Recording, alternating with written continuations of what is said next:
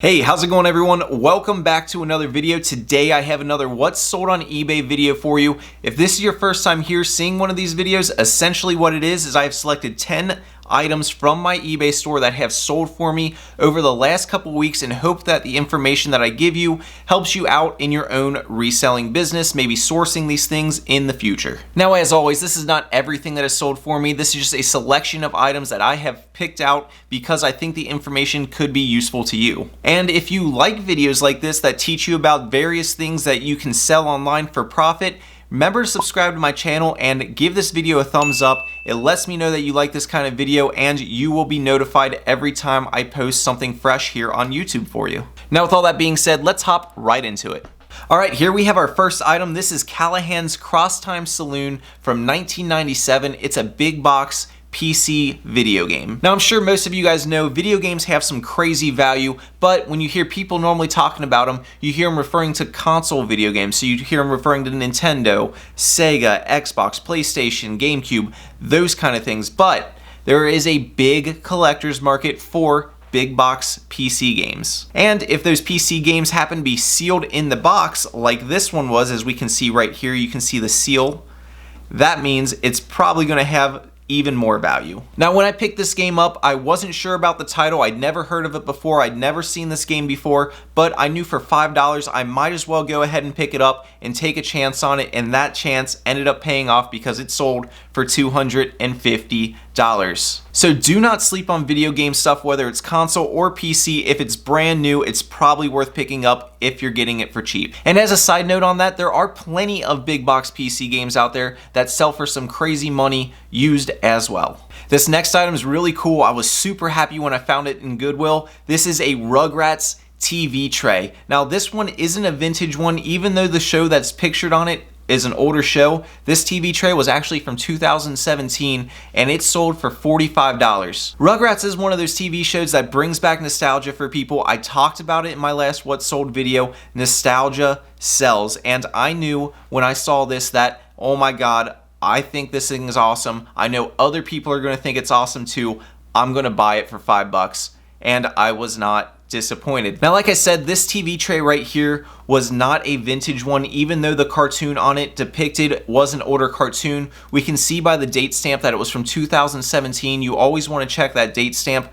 But there are a ton of different TV trays that were produced in like the 80s, 90s, and they have all kinds of stuff from TV shows to cartoons to various pop culture on them. Those things have a big collector's market. They're right up there with like those old metal lunch boxes that have a bunch of different pop culture on them as well. This stuff is highly collectible. If you see this stuff and it's cheap, buy it because there's probably a collector's market out there for it. Alright, I know I've talked about these quite a bit on my channel, but I wanted to put this one in there because this was my final POC helmet that I have sold. If you guys remember, I picked up a huge lot of them at the beginning of 2020. I sold most of them off right away, but then we got into the warmer months, so people weren't buying the skiing and snowboarding stuff. Well, now that we're moving back into the colder months, this thing finally sold, and it was my final one I had.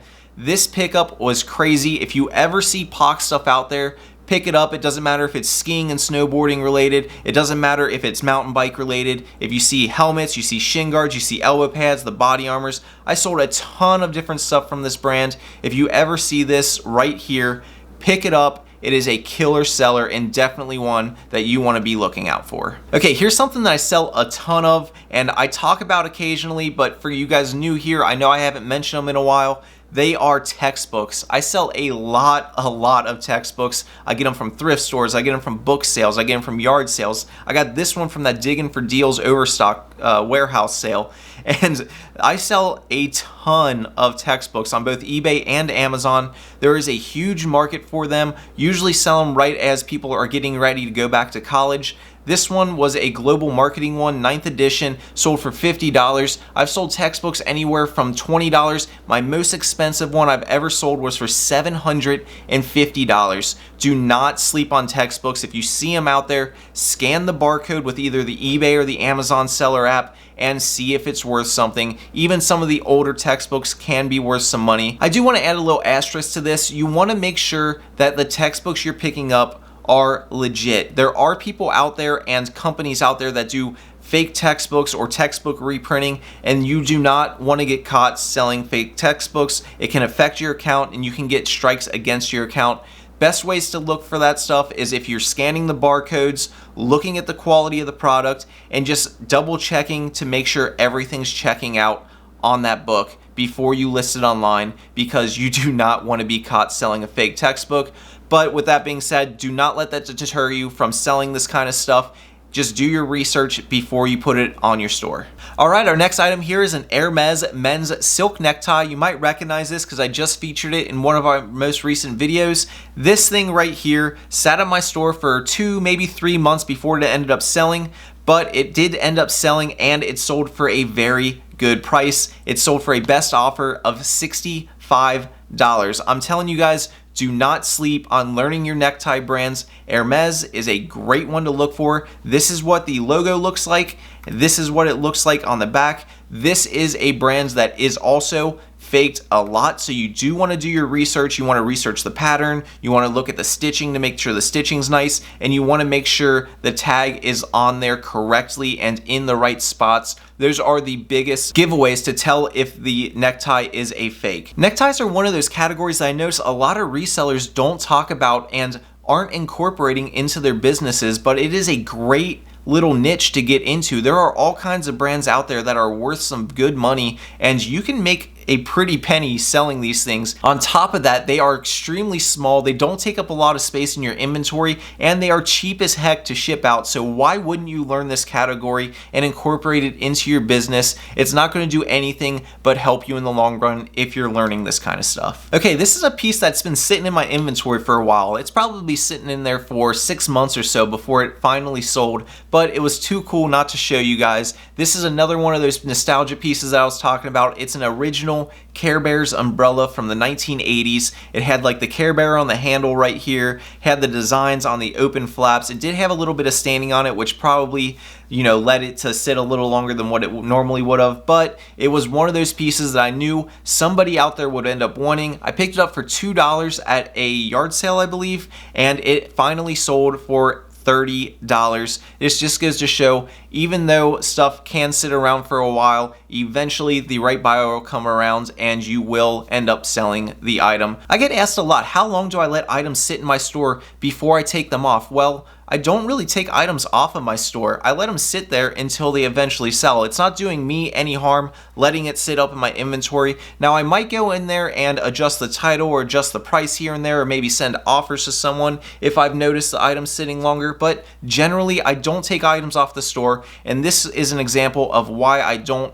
Even though this has been in my inventory for 6 months, eventually that right buyer came along and bought it. All right, this next one will be a quick one. This is a Xbox 360 wireless network adapter. I see people overlook these all the time, or like not include them in their evaluation when they're looking at 360 bundles.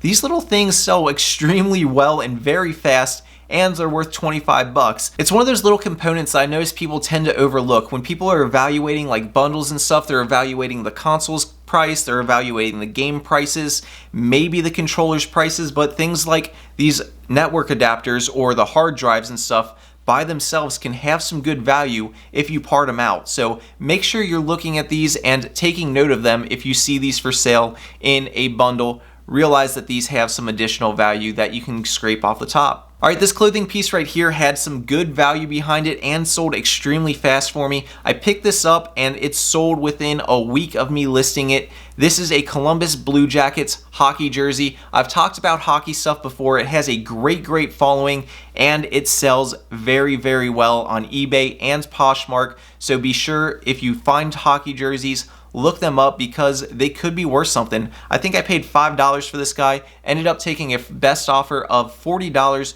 within a week's time. And just a little additional tip for you guys, if you're looking at hockey jerseys, there are a few things that can make a jersey worth even more money. This one doesn't have either of them, but if you look on the inside tag of some of the jerseys, you'll see authentic on ice jersey or something of that sort printed under the label.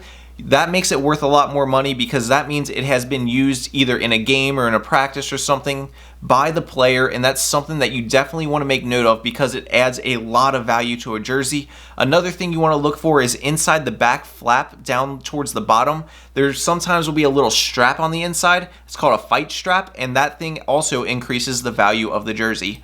This one didn't have either of those things, but it still ended up selling for $45. Okay, here's that North Face vest that I picked up in one of my most recent thrift hauls. I want to point out a few things that makes this vest a little bit more special than a normal North Face piece. Now, normal North Face stuff is going to have value on its own, but one of the things that I noticed about this vest was that it was a downfield vest, and it was a numbered downfield vest. So as you can see down here in the corner, it says 550 on it. Here's a better picture. It says 550, and that is referring to the amount of downfilling within the vest. Now this number down here can range anywhere from 500 all the way to 900. The higher that number, the more filling that's going to be in that jacket, and for resellers, that means the more that jacket is going to be worth. So if you see a North Face puffer jacket or vest with a number down bottom, make sure you look it up because it's probably worth a good amount of money. All right, here's our final item. This is a piece of Ruffwear. Now, this was not from that huge $4,000 purchase that I made.